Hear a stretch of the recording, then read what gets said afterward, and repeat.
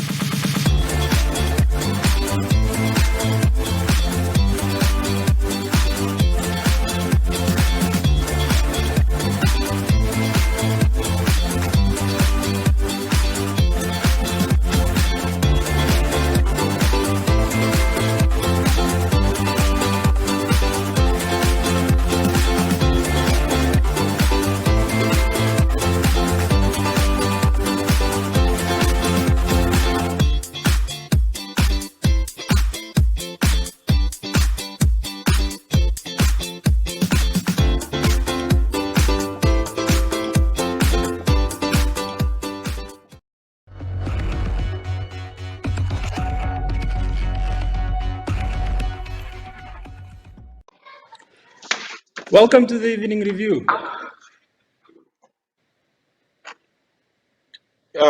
Thank you, Ovaherero.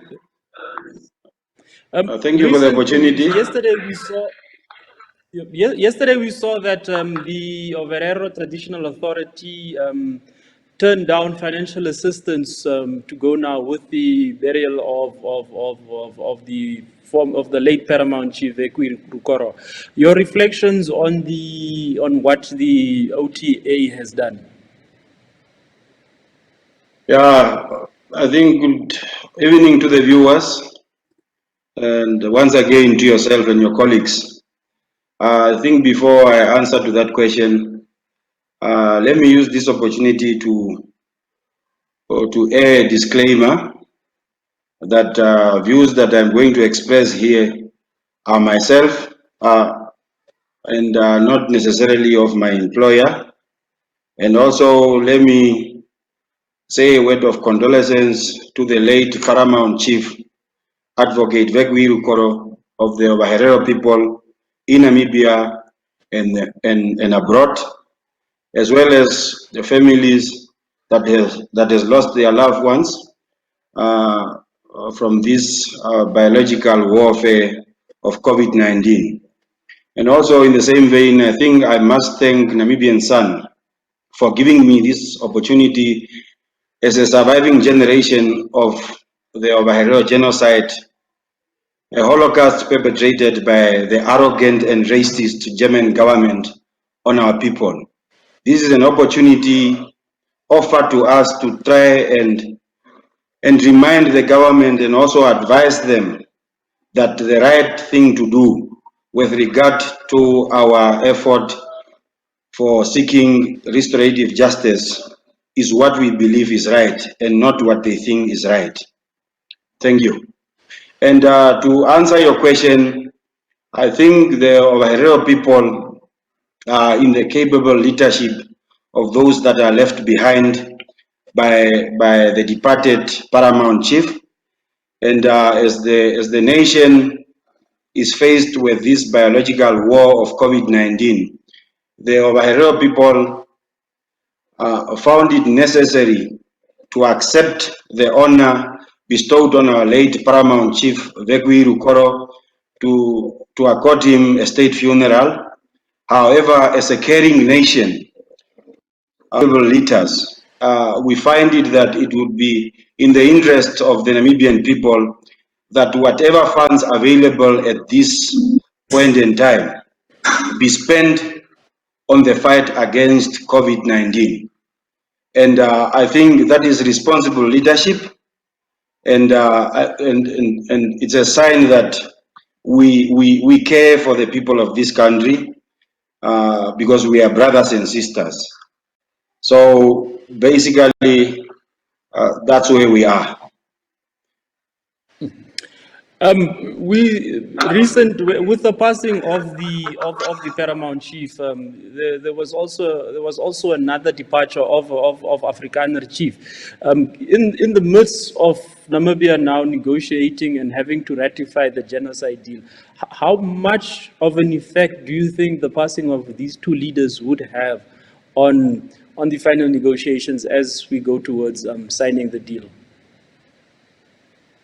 Thank you for the question.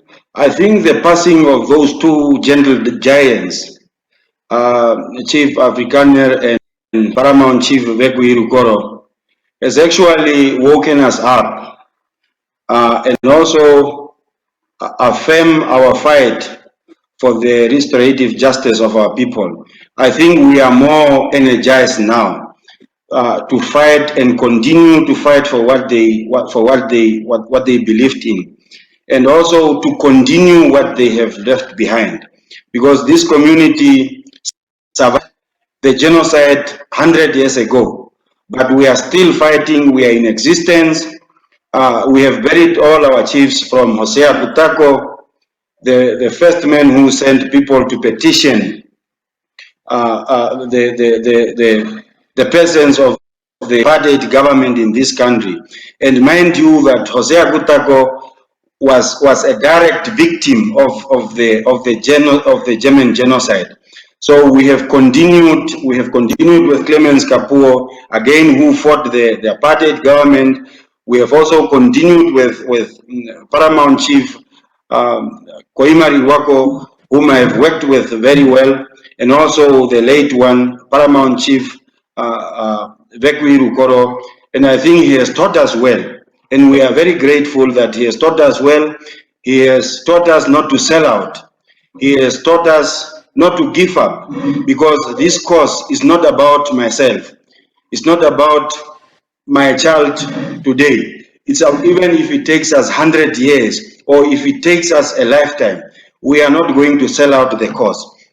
And I think both the chiefs are going to rest in peace, because they know that they have left the sons and daughters of this great nation to continue in their footsteps, to continue advocating for the restorative justice of our people, to continue for the return of our ancestral land, because we know where our ancestors is. So we'll continue advocating for it, and we'll fight until the last bullet is spent. And maybe the last bullet will be spent, the last cartridge will be spent after 2 million years, but we'll never give up. That's what the two chiefs.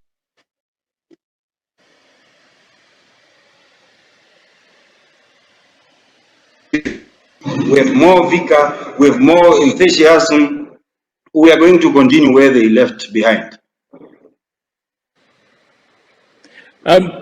Before the passing of the Paramount Chief, he released a statement in which he encouraged his subjects not to attend funerals en masse where there are a lot of people, in an effort to be safe from COVID-19 and also to not spread the virus among themselves. Now, with the passing of the chief and with the traditional authority saying that they would like to observe his burial as per customs, how should the other Ovaherero approach this? And is there enough space to hit the call of the late chief as you mourn and bury him? Yes, I think we are well aware of what the chief said before his departure, before his sudden departure, and I think in also echoing what he said, or maybe agreeing with his sentiments, it's the first call of the Ovaherero Traditional Authority actually to reserve the funds intended for all these state funerals. We have actually advised our government that Actually, these funds must be spent on the fight against COVID. But as a nation that is in a mourning period, because when you are mourning, you are emotional. I think it's upon our capable leaders left behind, the Chiefs Council, the cabinet of the Paramount Chief, the transitional committee that we have put in place to advise our people to adhere to the call that despite the fact that we are mourning and we are actually being emotional about the issue, the COVID pandemic is real and it has taken a toll on us. The fact that it has taken our leader, that means it's there. But I think the capable leaders of the Ovaherero Traditional Authority are in a position to ask the government maybe to delay the funeral until the COVID pandemic fire has calmed down, so that at least we are able to apply the cultural norms of the Ovaherero people when sending off a man of Vekuii Rukoro standing in the community.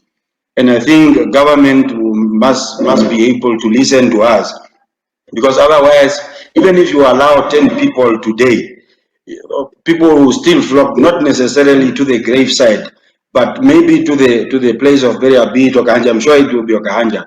You still cause the problem will still be there. So I think it will be important that the funeral is deferred for further dates when the pandemic fire has come down, so that we are able to move the chief.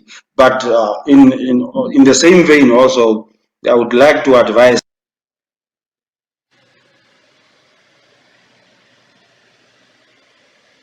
our people to the regulations set out by our government, so that we save more lives. Because it does not help that we go and attend a funeral, and when we come back, we have multiple loss of lives again. So I think we must be able to adhere to the regulation, and I'm sure that we will work hand in hand with the government. Before we move on to other matters, there's one more issue around the late Paramount Chief that I would like to address, and it's the planned drive, the parade from Komazal Stadium to his residence and then back to Commando in Katutura. What assurances are there? I'm well aware that you are not part of the organizing committee, because they have made contact with a few of the people. But what protocols are already in place just to assure members of the public that the protocols would be adhered to and that safety is going to be paramount? All I can say about that is the protocols are in place. I've seen a letter circulating in the public domain, communication between the Katutura Constituency Councillor, Mr. Kashaimo, and Mr. Basson, the regional commander for commerce, because the parade was supposed to be today, but it was postponed, so that logistics are put in place so that at least we adhere to the regulations. Moving on, Mr. Kuzatjike, there's the issue now of the genocide. There's a deadline that has been given, and what the German government seems to suggest is that this deal needs to be ratified in Parliament and then signed off, otherwise it's off the table now. There's the package 1.1 billion, it's there, whether you like it or not. It seems as if, this is all that the German government is going to offer to Namibia. Your reaction to that? I think we are all used to the German arrogance and attitude, and it has come a long way. I don't think we are moved by that. I've told you earlier that we are more energetic now for this cause, and we are used to that, and we are not going to be bullied by the Germans, and we are not going to be bullied by the Germans. Actually, they must go to the nearest place where they can rest, because we are not going to be bullied by the Germans. All we want is is, and this is to President Geingob. Look, President Geingob, the first thing that I would like to tell you is that if I was one of your advisors, this deal would have never been materialized in this fashion. So actually, as a Namibian and as a scholar of public international law with vast interest in the right to self-determination, I am voluntarily offering my service to State House to advise you properly on how to go forward with these things so that we put this issue to rest. And another issue is, in honor of the late Paramount Chief Vekuii Rukoro, as your friend, as your brother, whom you come a long way from the liberation struggle until you came to develop the Namibian Constitution in the Constituent Assembly, I think the only best way to honor him is to refrain from the German pressure. We must ignore them. And then we set aside this secretive deal between the Namibian government and the German government. We need to set it aside. It's not going to work. It's not in the interest of the affected community. Thus, it must be set aside. Then we include the affected communities. We are here, we are alive. Please, we are here, we are alive in this country. Nothing will be discussed about us without us, because we will never agree to it. You include the affected community. If there are issues that needs to be solved before we engage in this process, then State House can engage the Ovaherero Traditional Authority as the representative of the affected community, as well as the other processes and so forth. But the Ovaherero Traditional Authority, it's the big dog, cannot be ignored. So then, this process, we are not going to accept genocide in today's perspective. We need to accept genocide in 1904, as it was done in 1904. Then the Germans must apologize. And we are not going to receive the aid and this financial assistance. We don't need it. We need reparation. We need reparation, and we are very clear on that. And because of your people with Paramount Chief Vekuii Rukoro, I think to honor him so that he can rest peacefully, the only thing you can do now is to set aside this deal and listen to the affected community, and then the German can apologize. They will pay reparation and also admit to the heinous killing of the Ovaherero and Nama people. In the absence of that, we are not going to be bullied into this deal at all. And the Germans must know that without us, that deal is nothing. It's another aid.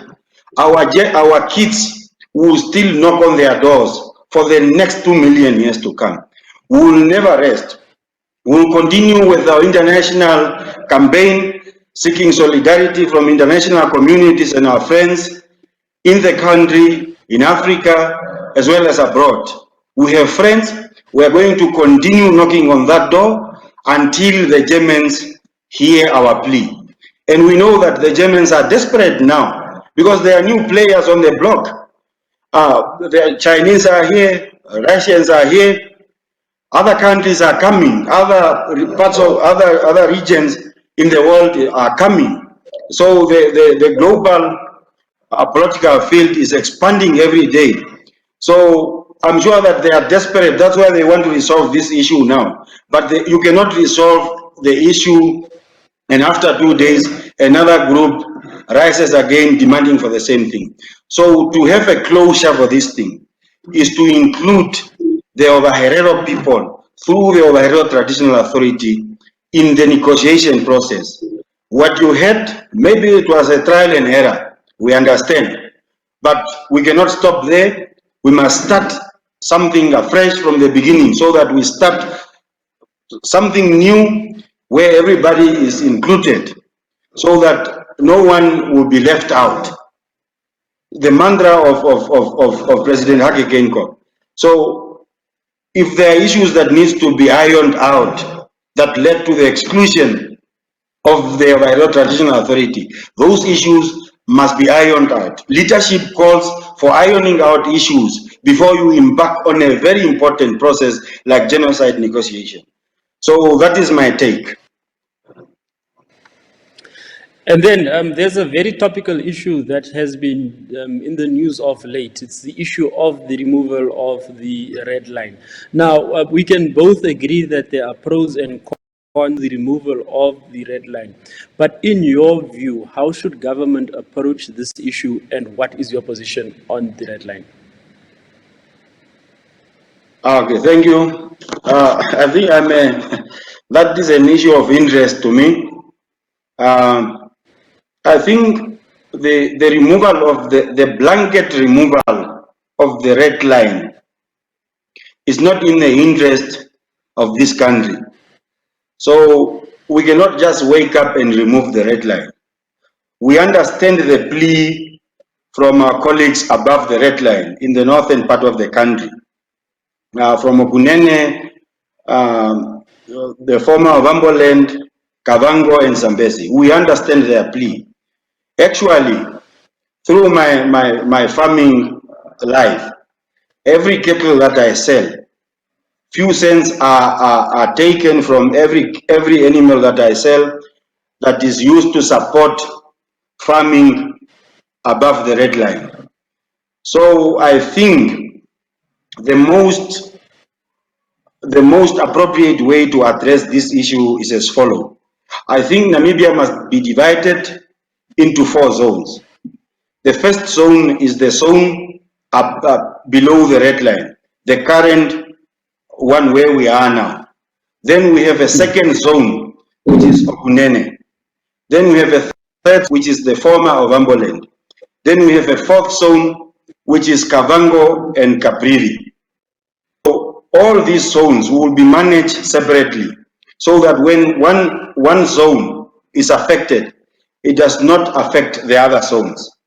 And also, during this process, the government must ensure, with the farmers, must ensure that the borders between Namibia and all its neighbors are actually strengthened to protect animals roaming between the 2 countries, as well as the buffaloes and so forth. And also, government must invest heavily in gradine facilities. They must also, in collaboration with local universities and veterinary schools, must invest heavily in research and development in terms of animals prevention, as well as training of farmers, as well as methods of quality additions to our production, as well as identification of new markets that are not very strict like the European markets. So in this way, we'll be able to empower the other zones.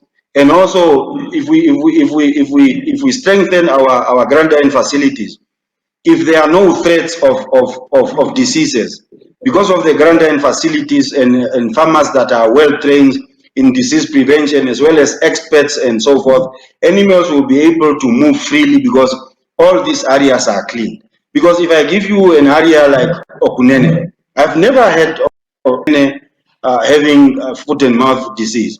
But because the animals are roaming around between Angola and Namibia, the risk is there. So if we are able to manage those risks, then we are able to protect those zones and also develop them and clear them so that they are able to access the European meat market. But to say bluntly that the whole country must be opened, the red line must fall, that will never work, because the red line cannot fall like the Berlin Wall. The Berlin Wall fell because the Germans were supposed to unite, East and West Germany. But this one has a serious implication because farmers took loans for buying commercial farms, properties and so forth, animals. So immediately when that red line falls, you will leave. How will these farmers that have accessed loans refinance their loans? So I think it's something that we must manage with time and manage it carefully with no emotions. because the strategies are there. What we need is the political will from the politicians and government, and the commitment from farmers, particularly us on the south of the red line, so that we are able to commit through paying sufficient levies so that the borders are strengthened, quarantine are erected, trainings are provided for disease prevention, disease detection, and so forth. So we need unity of purpose now for this cause. Just very briefly, want to go back a little bit. As we close this segment of the evening review, how best will you remember the late Paramount Chief? Paramount Chief Rukoro was a gentle giant. He's a man who stood firm for what he believed in. And during his course, for the past 6 years, he spent his time fighting for restorative justice for his people. We remember when he lost work at Midco. And that was a very painful moment for him and for us. And that was in the course of exchange of bullets to get justice for his people. We will remember him as such. And I would like to urge the fellow Ovaherero people as well as the Nama people that the death of our two captains must actually strengthen us more. And we must never, ever sell out on the cause. We must never sell out. Never. If we sell out, I'm sure that they will never rest in their graves. And I would also like to ask Paramount Chief Rukoro that convey a message to the late Hosea Kutako, Clemens Kapuo, and Chief Riwako that we are committed to this cause and we will continue. What they should is they should continue to bless us all the time and give us strength and power so that we don't sell out on this cause. Thank you very much for joining us on the evening review. Thank you very much for the opportunity. I think it's a great opportunity to tap on the government shoulder that, look, this is the right thing to do.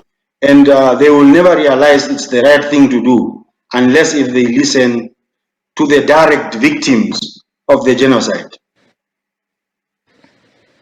Thank you. Good night.